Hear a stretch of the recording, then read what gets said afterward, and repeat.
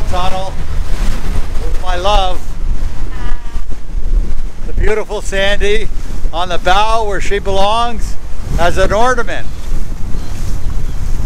You're like my hood ornament on the dinghy, hon. Yeah. Looks like a wet ride over. A little splashy. Yeah, it's a little rough here, guys. It's gonna be a wet ride. I'm gonna have to put this down.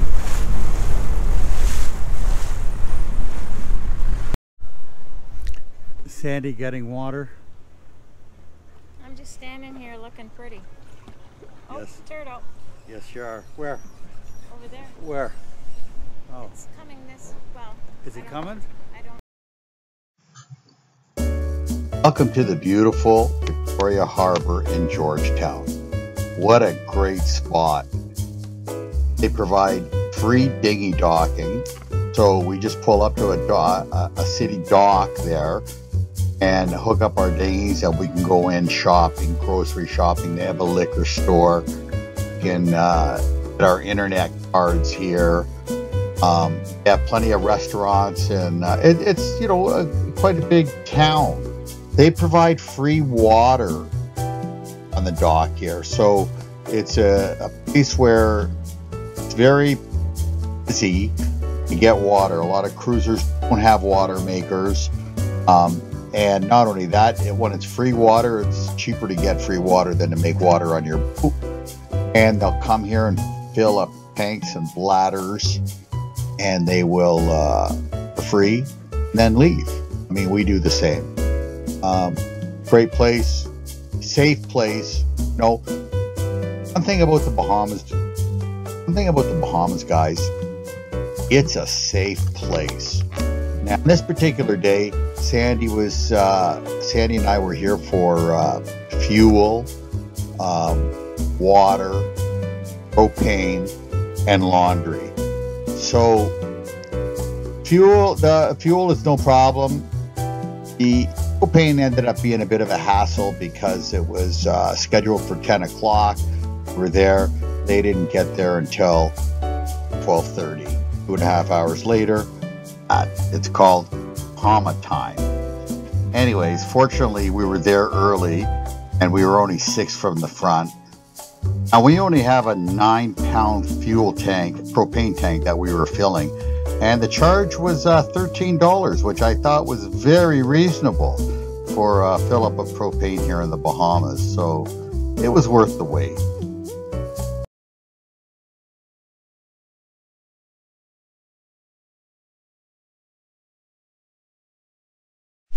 Here's the garbage truck. We put our garbage bags in there, and they take it to the dump and burn it. And these are the prices we pay for the garbage.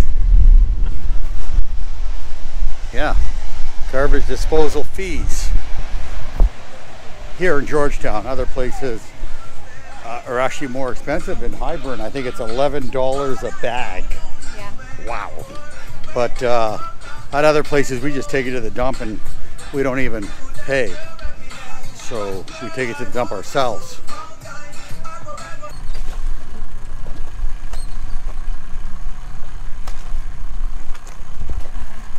Okay guys, what I'm going to show you right now,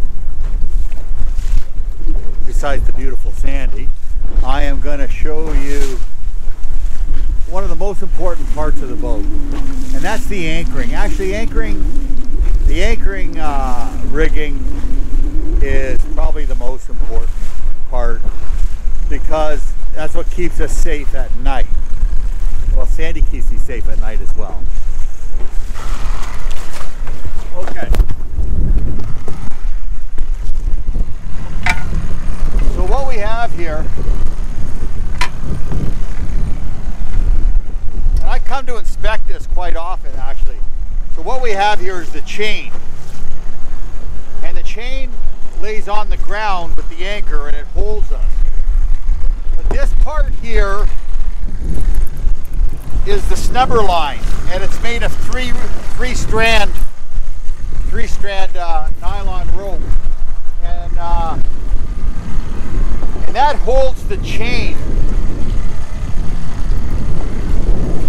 so it doesn't pull on the anchor windlass, which is the winch that brings in the anchor. Because if I don't have this snubber line, all the tension will be on the anchor windlass, the anchor winch, and it will break it. It will rip it out of the deck. It will strip the gears in the windlass. If that rope breaks, all the pressure becomes on the winch. And with these kind of conditions right now, it could do damage to the winch, and that wouldn't be good. That's happened to me before, actually, guys, and I've had to pull up the chain by hand for a whole season. Actually, one year I got to the Bahamas and everything was great, and the day I got to the Bahamas, put my anchor down, the next morning I got up to move, bring up the anchor, and the windlass was stripped. And it was just my luck. And so, you know what, that's not going to ruin my vacation. What I did is I just brought it up by hand that whole season. Let it out by hand, brought it up by hand. It's not impossible. The windlass is a great convenience. So guys, so as you can see, it's cleated off up here to the cleat, and it goes down to the chain. Yeah, it goes down to the chain there, and it's got a hook on it, and that hook grabs the chain, and it relieves the pressure from the winch, which is below that deck. You can't really see it.